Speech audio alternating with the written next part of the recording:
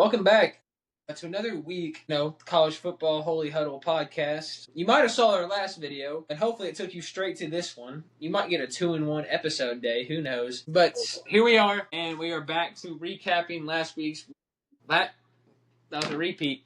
Last week's football schedule, and then sort of looking forward to this next one. As it's starting to heat up. The first playoff poll came out. There was a big upset, some big upsets last week. Mm-hmm. We're going to dive straight into it. Starting with, sort of the first game that we kind of predicted. It was the Florida-Georgia game, the cocktail party is what you call it? The world's largest cocktail party. The world's largest cocktail party. And it was a close game. It really was. Yeah. It was 24-10. Florida led for a little bit until Gunnar Stockton eventually pulled through and got his guys the win. Yeah, it was 24-20, and stats for both teams were not bad. Even though Florida lost, they probably played their most competitive game they've played all year. Mm-hmm. For sure.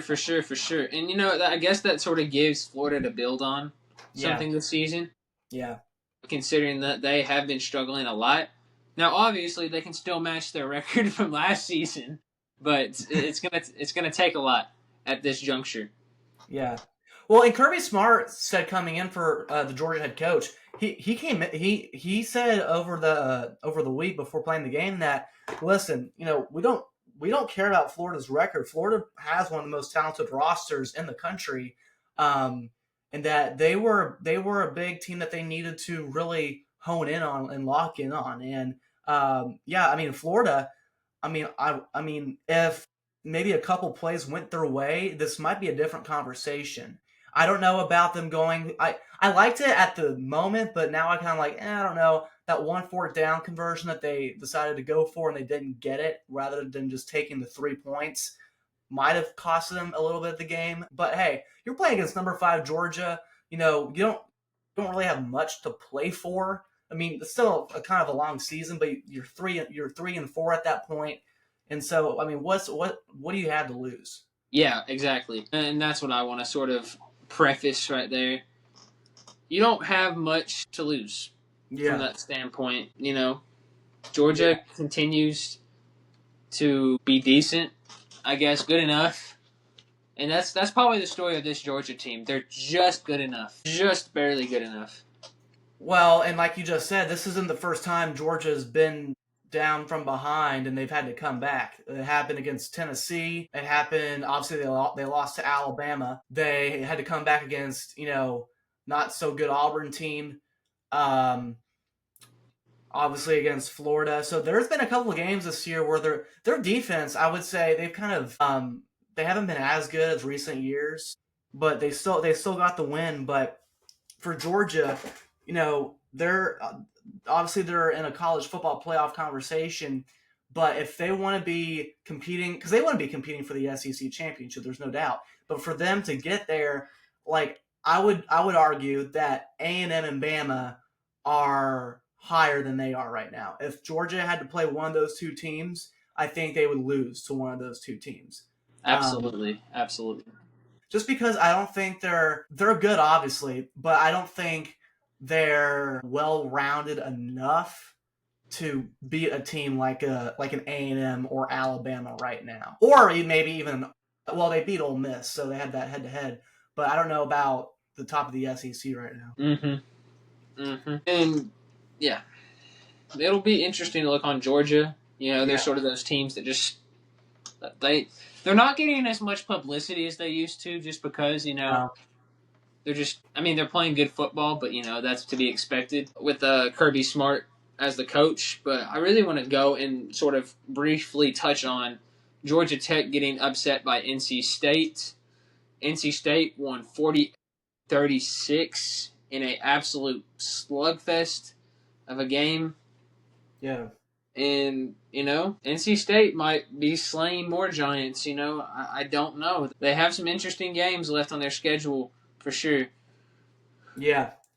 Well, and even going into this game, a lot of analysts were I don't want to use worry as the word, but a lot of analysts were like, and at night NC State can be a little bit tricky, and they got themselves a big win. Yeah, and obviously the ACC loses a huge playoff contender. And that's hard. That's hard for the ACC as a conference when you're looking at Virginia as the only school to make the playoff from that conference, and the Big 12 has 3 teams. The ACC is really not showing that they are as dominant as a conference as they used to be. They're proving that they're a basketball school, a basketball conference. With the powerhouses like Clemson, Clemson's the only powerhouse in football I really know in the ACC. Miami, they're not like they used to be. And even looking into the ACC, I mean, I would say Miami's playoff hopes are on definite life support. And actually for SMU, even though they have 3 losses, they only have 1 loss in conference play. So I don't think this is going to happen, but theoretically, if SMU were to win out, go 9-3, only have only 1 conference loss, make the ACC championship, and maybe even win it, there would be some real discussion about should SMU be in the playoffs. And I think SMU at that point, maybe strength of schedule might be, kind of not on their side a little bit. That horrendous loss to Baylor. Yeah. But you also match that up with a good win against Miami to see if that win ages well. But if SMU is able to win out, go 9-3, potentially make the ACC championship, win that, there should be real talk. And that's a chaos. Georgia, that's a chaos scenario right there. Yeah. We're talking about. But it could happen. Like it really could happen. Kevin Jennings he's been playing pretty well. He hasn't been playing great, but he's been playing well enough to win games. Good enough per se. And for Georgia Tech, their playoff hopes are not in jeopardy right now. They lost a game, but I think if they can win out, I think that Georgia game, I don't want to say is going to be a make or break for them, but it's going to be a massive game. It's going to be a big game, especially if both teams are coming in with only 1 loss. And if we're at the end of the year and we still have an Ohio State, Indiana, A&M go 12-0, if they win out, go 12-0, and one of those 2 teams falls to 10-2, it's going to make it a little bit tough for one of those teams to get into the playoffs, especially for a head-to-head matchup. Whoever wins the head-to-head has obviously the bigger advantage. And Indiana's looked unstoppable. So there's no. Oh yeah. Well, and I would go as far as saying, I think Indiana goes 12-0 in the regular season, plays 12-0 Ohio State. I wouldn't be shy to say Indiana knocks off Ohio State in the Big Ten championship. They knocked off Oregon. It can be done. Oh yeah. I would argue that Indiana defense is probably one of the best units in all of college football. Oh yeah, and I would also their offense. I don't think, other than Texas, I don't think Ohio State has faced an offense like Indiana's that's close to their tier yet. But Julian Sain is still playing well. Yeah. Obviously, Ohio State's going to be a challenge to knock off every single year. So yeah. But now, that's looking way ahead. Yeah, that's another game of the week we had was Vandy and Texas. Texas grabbing the huge upset, hanging on to beat Vanderbilt in DKR. Arch Manning, there's a discussion to be had about him now. He's starting to pick up some steam. He's starting to play some good football. Is there some hype around him now? Is the hype justifiable? I wouldn't get quite on the hype train yet because that's 1 game. When you look at the season overall, it's been underwhelming for Texas. Let's just be honest. A narrow win against Kentucky on the road. Given it was a win, a win's a win, right? We say that all the time. But a narrow win against Kentucky. They lost to Florida on the road. Obviously, they lost to the defending champs Ohio State. But Manning hasn't been consistent throughout the season. And so it wouldn't be fair for me to say, well, he's really starting to take it up a notch. It was 1 game. So unless I see it more times, I need to see more. That's just me. Not saying that he didn't play well. He played really well. he also had a lot of receivers make plays. Like Ryan Wingo was pretty much unstoppable that game. 75-yard touchdown from Ryan Wingo. Yeah, I think first To play of the start game. the game. To start the game. But obviously, yeah. Sark said it was the best game he's ever played this season, and against the biggest opponent they've probably played outside of Ohio State all season. Now, the concern for me, if I was a Texas fan, Texas was up 34-10, I believe. It was either the third or kind of early fourth quarter. Vanderbilt put 31 up. 21 up in the fourth quarter.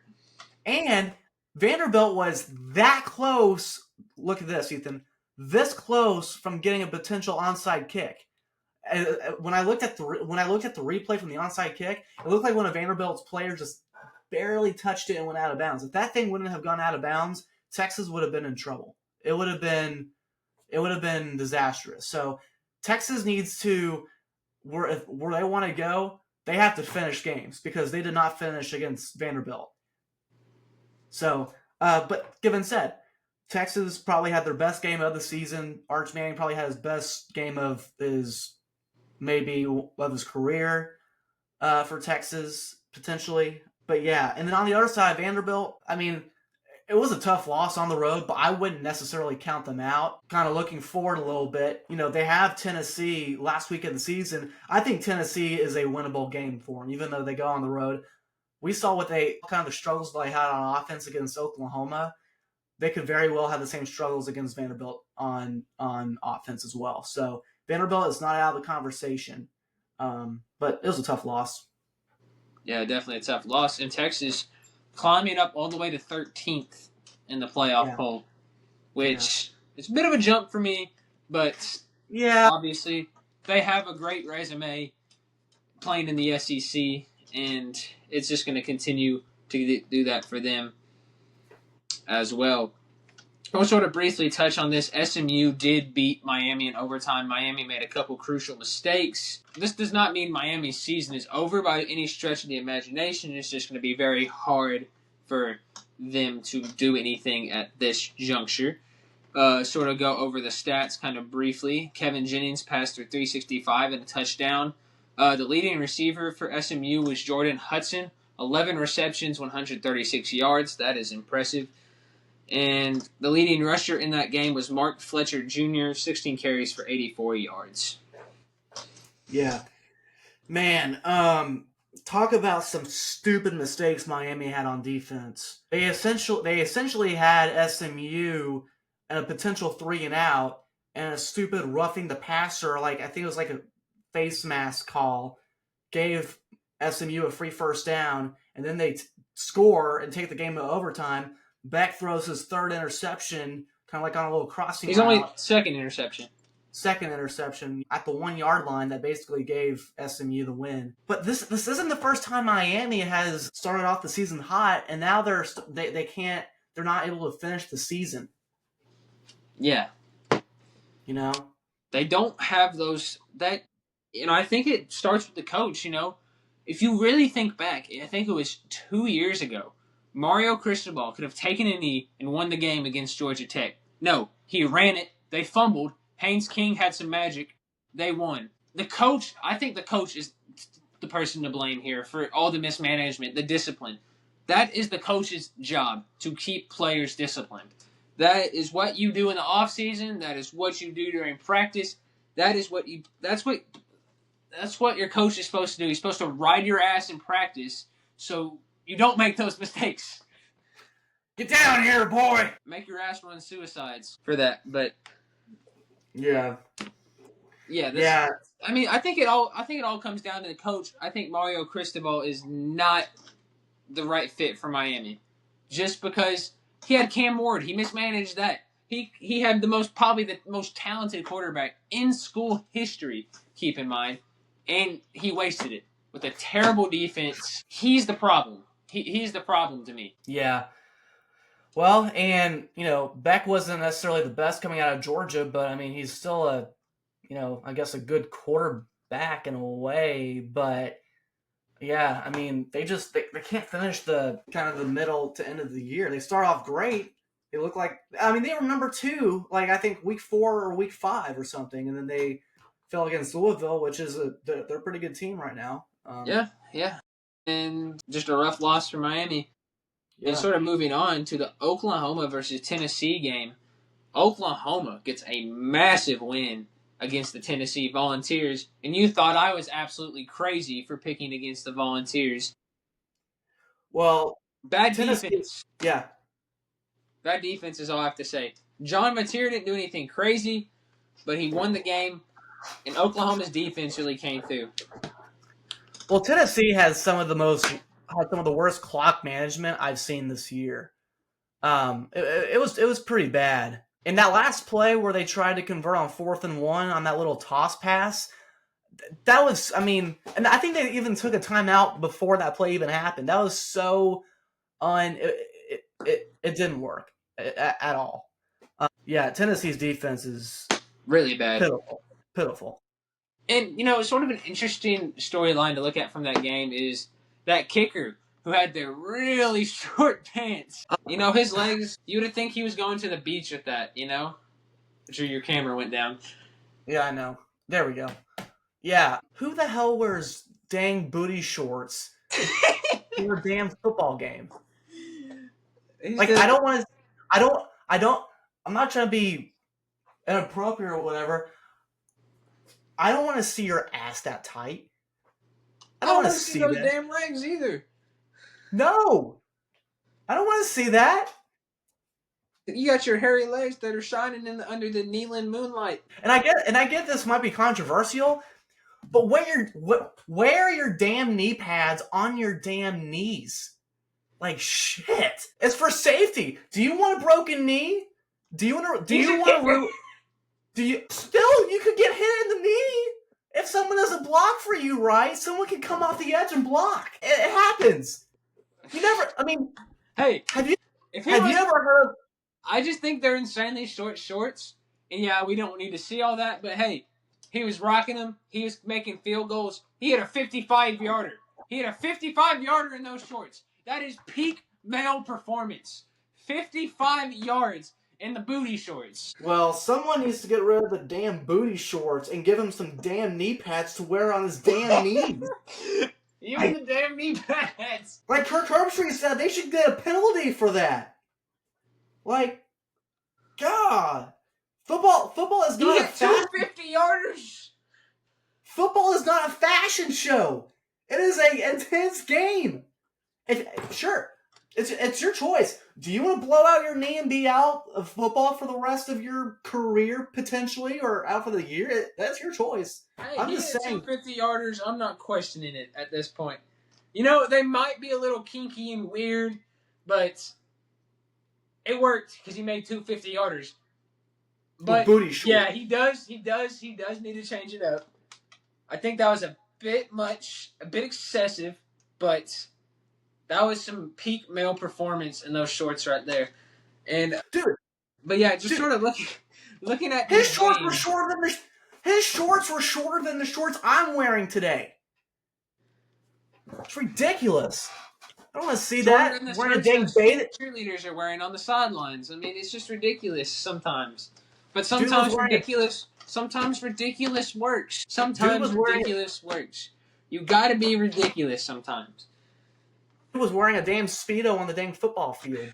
Okay, let's not go that far. I won't go that far. But John Mateer dominated this game. 159 passing, 80 on the ground. A very good dual threat quarterback in that game. Joey Aguilar threw for 393, 3 touchdowns, and 2 picks. He played well, but his defense didn't play well enough. And that's ultimately going to be the story of the season for the Volunteers. Great offense, bad defense. Yeah. Can I have a guest appearance? Can I get Mia in here? Sure, she can join for a second. You want to join the podcast for a second? Come here. Okay. All right, guys. Special guest. The dog's coming. There we go. Let's go into probably our game of the week, and we'll sort of touch on this game we sort of predicted. Virginia eventually takes the win over Cal, and I said Cal would win. Obviously, they lost by 10, so obviously I was wrong. But not much to recap from that game. Virginia took care of their business. They won by 10 points. And moving on to the game, what we thought would be the game of the week, Cincinnati and Utah, and I'll sort of touch on this Nebraska USC game. USC won 21-17 after a comeback. Jaden Mayava only completed 9 passes, and that's the most fascinating part. An interesting game to look at when you look at it.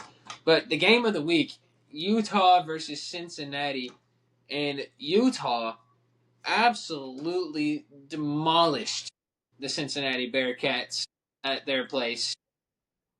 That Utah in their place, they demolished the Bearcats, and that was Utah keeps their playoff hopes alive. Yeah, that wasn't even close. No, not at all.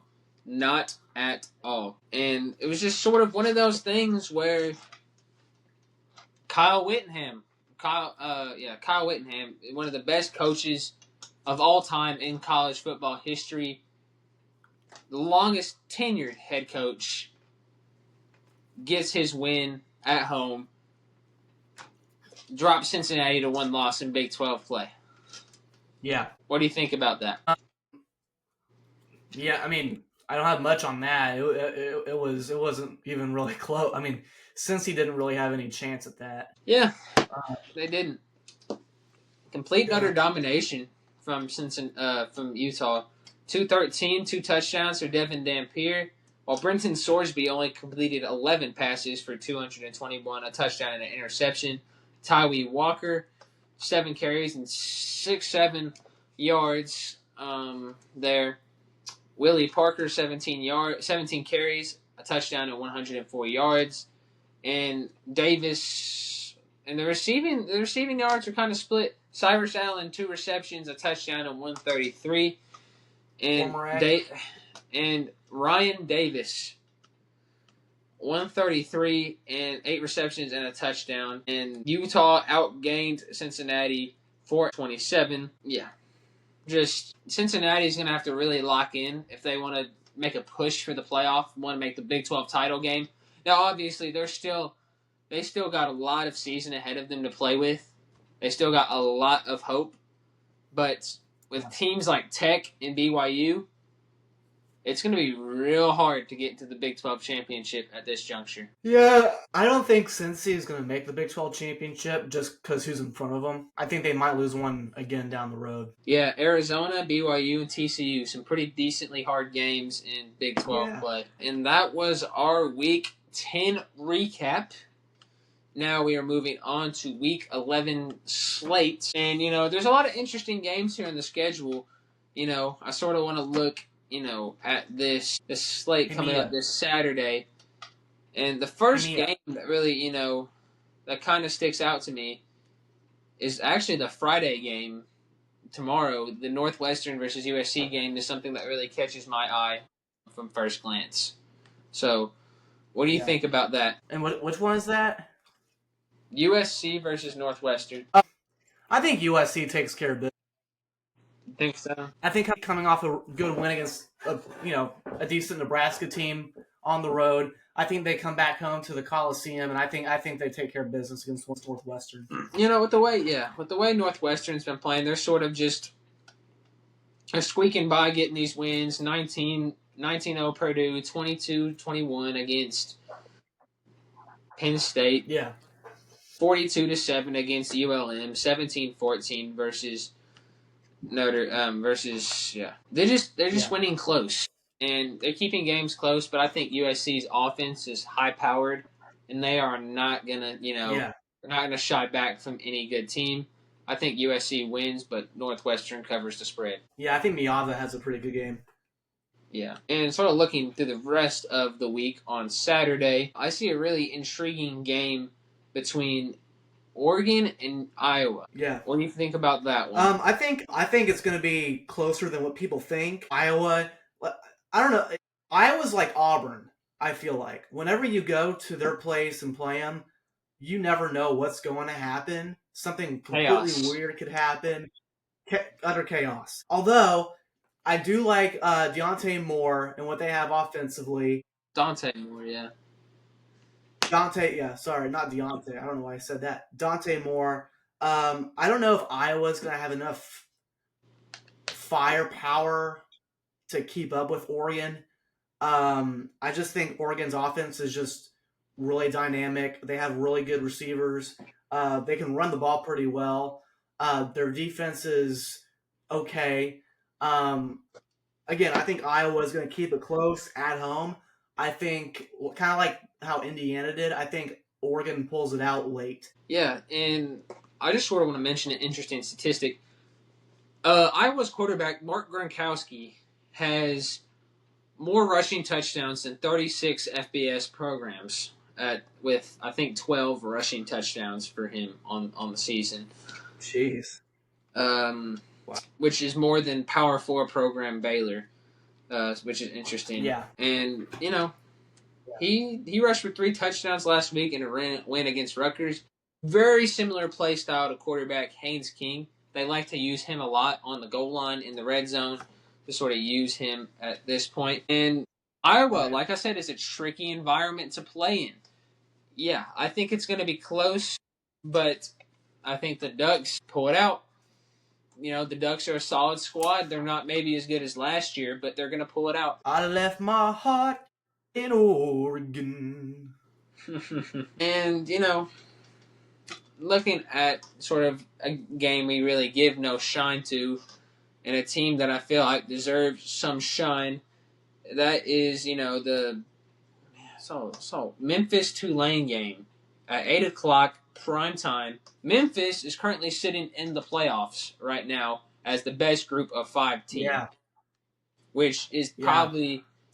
Memphis has everything to lose in this game at Simmons Bank Liberty Stadium at 8 o'clock tomorrow. Okay, I didn't even know that was tomorrow. At 8 o'clock tomorrow, they have a date with destiny against Tulane. Both one loss in the American. Both quarterbacks, dynamic dual threats. We got Jake Ratzliff, leading rusher and leading passer. Memphis, Brendan Lewis, transfer from Nevada, leading rusher, leading passer. I don't think I've seen this before this year. Quarterbacks that are both the leading passers and the leading rushers on their respective squads. Tulane took a massive loss to UTSA last week. Tulane was kind of rolling before then. And, it's sort of a rough loss for Tulane.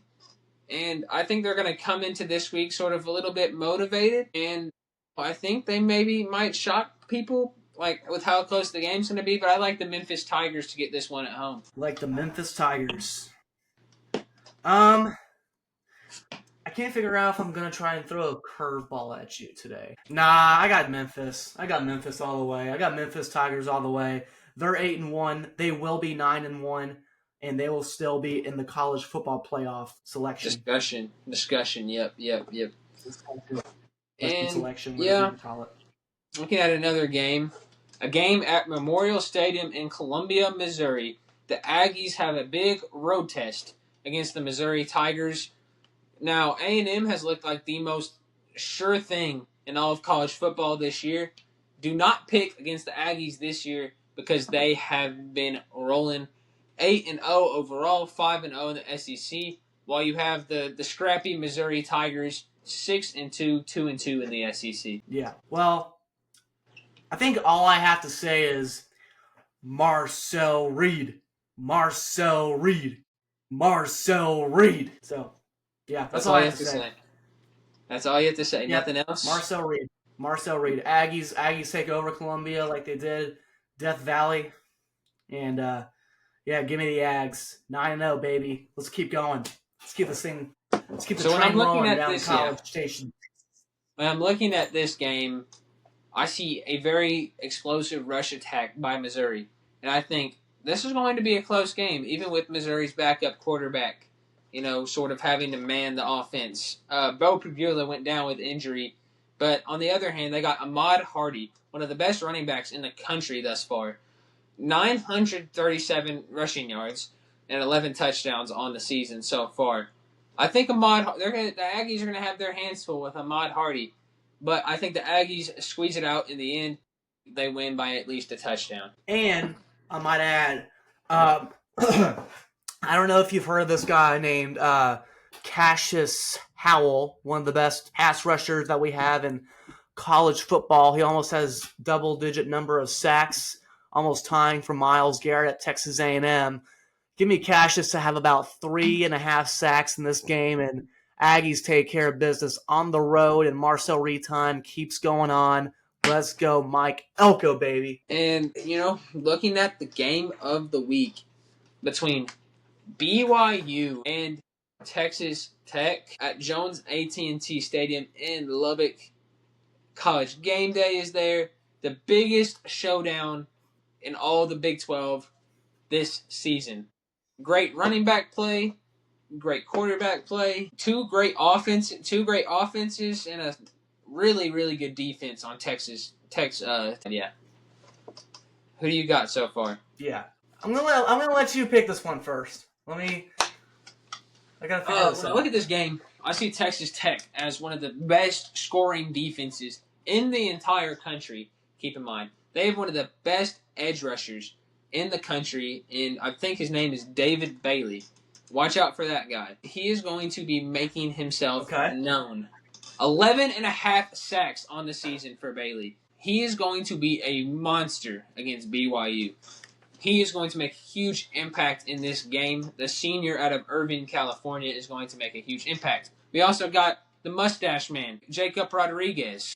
Great linebacker, another great guy on this Texas Tech defense. This Texas Tech defense is probably the most talented I've ever seen. And looking at this Tech defense, I don't think BYU has the defense to match it. Yes, they have a good linebacker in Jack Kelly and other guys. They have Chase Roberts on the offensive end. But I really love the Red Raiders to take this one in Jones AT&T Stadium. Guns up, baby. Got the guns up.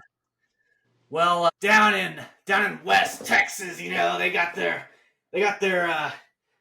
cowboy belts, they got them cowboy boots, and they got the cowboy hat, maybe a straw at the end out of their mouth. But the Mormons and BYU, the Cougar coming down to West Texas to try and improve their record to 9-0 and be in the college football playoff spot. Top 10 matchup. First time College Game Day has been down there since Texas versus Texas Tech back in 2008 when they had Mike Leach as the head coach and they had Michael Crabtree at wide receiver. I know, kind of going back a little bit. They love them some tortillas down in Lubbock. So, you know what? Yeah, wreck 'em. Yeah. Yeah. Party down in West Texas. Yeah. Concludes our podcast for the week. Ladies, Drew is single. Please hit him up. Just take it easy. No. And yeah, have a great week of college football. And this is Ethan Mailer signing off. Have a great weekend of college football. Wreck 'em!